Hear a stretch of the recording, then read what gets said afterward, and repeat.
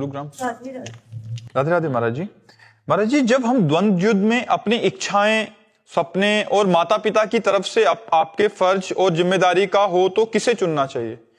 माता पिता का कर्तव्य है। अपनी इच्छाओं को, अपने स्वप्नों को दबा करके मातृदेवो भव पितृदेवो भव, माता पिता तो कभी उसका अमंगल नहीं हो सकता।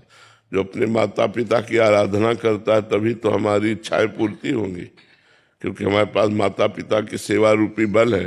जो माता पिता की अवहेलना कर देते हो 4 दिन की चांदनी, इसके बाद फिर अंधेरी रात, फिर वो जीवन भर वो शोक को प्राप्त होते हैं। आज तक हमको दुलार नहीं मिला जो हमें माँ से मिला था। आखिरी मिलन यही था कि आखिरी, बिल्कुल आखिरी मिलन हमारा उनका था। बस वो ऐसे गले लगा के ऐसे जब ऐसे पीछे हाथ पीठ में फेरे ना, उस समय 13-14 वर्ष के थे, जा बच्चा भजन करो जाके। तो उस समय जो दुलार मिला था आज तक नहीं मिला। माँ से जो प्यार मिलता है, माँ जो गरम गरम रोटी बना के पवाती है, उससे जो पेट भरता है वो कहीं 56 भोगों में पेट नहीं भरेगा। उसका दुलार, उसका प्यार। लोग माँ को मारते हैं, अरे धिक्कार तुम्हारे जीवन को। जिस माँ ने 9 महीने गर्भ में रखा, उस माँ का चरणामृत पीना चाहिए। चैतन्य महाप्रभु कहते हैं, माँ यदि मैं अपने शरीर की चमड़ी उतार कर तुम्हारी जूती बना दूं तो भी कम है। माँ की महिमा अपार है। अपनी माँ और अपने पिता को सुख देना चाहिए, उन्हें भगवान मानना चाहिए। और माता पिता को भगवान मानकर सेवा करने से, पुंडरीक जी यहाँ थे महाराष्ट्र में, तो आज भी विट्ठल भगवान जो खड़े ना, वो माता पिता की सेवा से रीझ कर पुंडरीक जी को दर्शन देने के लिए आए थे। जो माता पिता की सेवा नहीं करता वो कभी प्रकाशित नहीं हो सकता, उन्नति को प्राप्त नहीं होता। आज ऐसे नीच बच्चे हैं कि जिस माँ ने, जिस पिता ने पाला, उन्हीं को टुकड़े टुकड़े के लिए बाहर फेंक देते हैं, उनको मारते हैं, अनाथालय में छोड़ जाते हैं। अगर वो बिस्तर में टट्टी किए हुए तो डंडा से मारते हैं।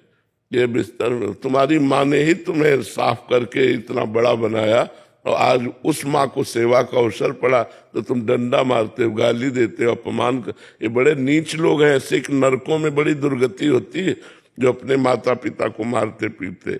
मातृदेवो हो पितृदेवो हो, माता पिता को सुंदर वस्त्र, सुंदर भोजन, औषधि, जब तक उनका शरीर न पूरा हो जाए तो एक छोटे नौकर की तरह उनकी सेवा करे, फिर देख ले उनका आशीर्वाद।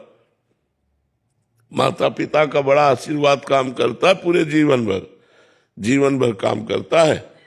जब हमारे पिताजी हमको घर लेने के लिए आए तो चुपचाप बैठा रहा, उनका एक खड़े हो। वो बड़े शासन युक्त थे और धर्मात्मा पुरुष थे। खड़े हो गए, रामचरितमानस सामने रखे हुए थे, हम खड़े हो गए। उनका ये क्या नाटक है, क्यों घर से भागा?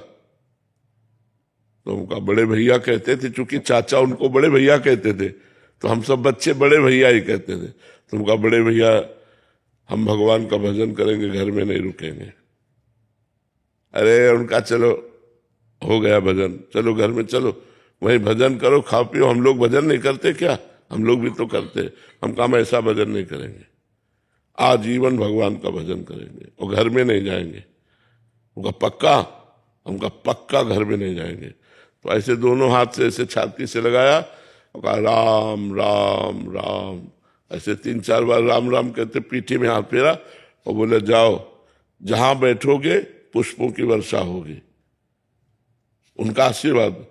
तो आज गली चलते हैं तो फूलों की वर्षा होती है। तो वही पिता के वचन, पिता का आशीर्वाद।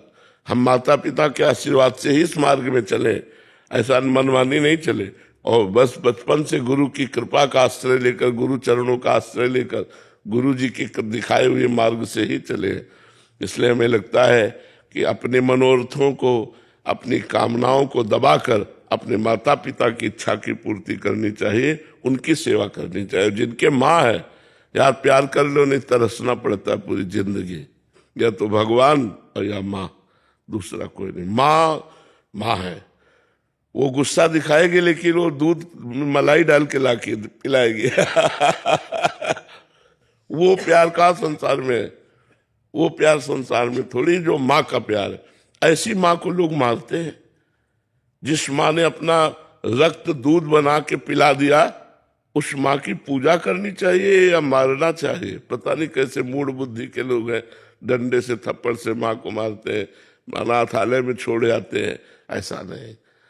अब तुम्हारा अवसर आया है, अब तुम उनकी सेवा करो। जब तुम सेवा लायक नहीं थे तो उन्होंने सेवा की, उस माँ की उस ममता को याद करो, उस सेवा को याद करो और उसकी सेवा करो। कभी भी 5 रुपया चाहिए अम्मा, पिताजी से तो मांग नहीं सकते हमें आज स्कूल में ऐसा करना है, देखो सब व्यवस्था करती है। और वो कहाँ से व्यवस्था करके किसान आदमी के घर में वो 5 रुपया ला के देते, जाओ जाओ चुपचाप, कोई जान न पावे। ऐसे माँ जैसा प्यार यार हमें तो कहीं संसार में नहीं दिखाई देता। सब स्वार्थ युक्त प्यार करते हैं, निस्वार्थ माँ प्यार करती है। मेरा बेटा सयाना हो जाए, मेरा बेटा पुष्ट हो जाए। स्वयं न खाकर अपने बच्चे को खवाने की जो आदत है वो माँ में है। अच्छे अच्छे पदार्थ बच्चे को पवा दिया, आप नमक रोटी खा के गुजारा करें।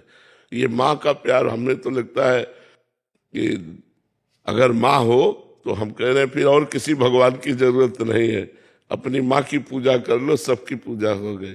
माँ साक्षात भगवान का स्वरूप है।